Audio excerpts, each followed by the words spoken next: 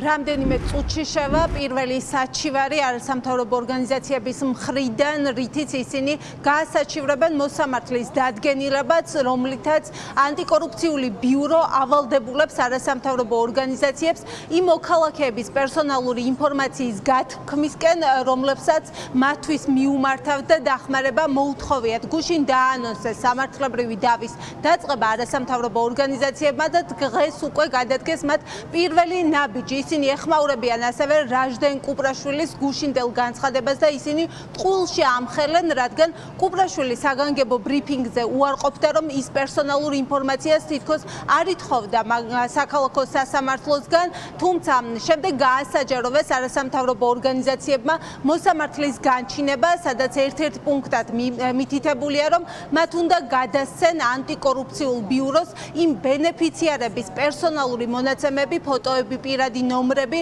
ასევე რომლებსაც მათი დახმარებით ოდესმე უსარგებლია.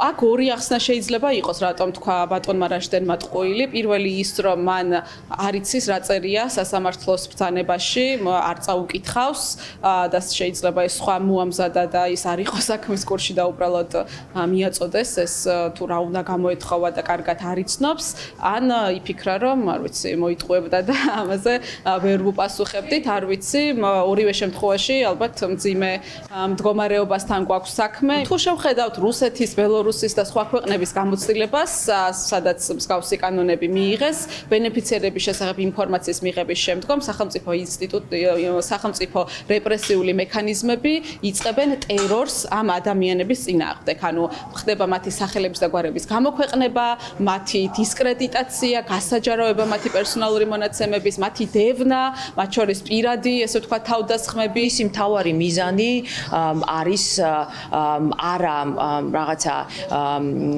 პოზიტიური, მოდით ასე ვთქვათ, ან რაღაცა უფრო გამჭვირვალე და სამართლიანი პროცესი, არამედ მისი მთავარი მიზანი არის შეასრულოს ბიძინა ივანიშვილის დავალება და გაანადგუროს სამოქალაქო საზოგადოება ჩვენს ქვეყანაში და ასევე პრობლემები შეუქმნას იმ ათასობით ადამიანს, რომელიც იღებდა დახმარებას სამოქალაქო საზოგადოების მხრიდან და უკვე მათ შეუქმნათ პრობლემები, მათზე ინფორმაცია შეაგროვოს და შემდეგ ეს ინფორმაცია მათ წინააღმდეგ გამოიყენოს. განჩინება სადაც არის ეს მითითებული, შავი წერია, რომ ეს მონაცემები დეტალებით ფოტოსურათებითაც კი ითხოვენ რა.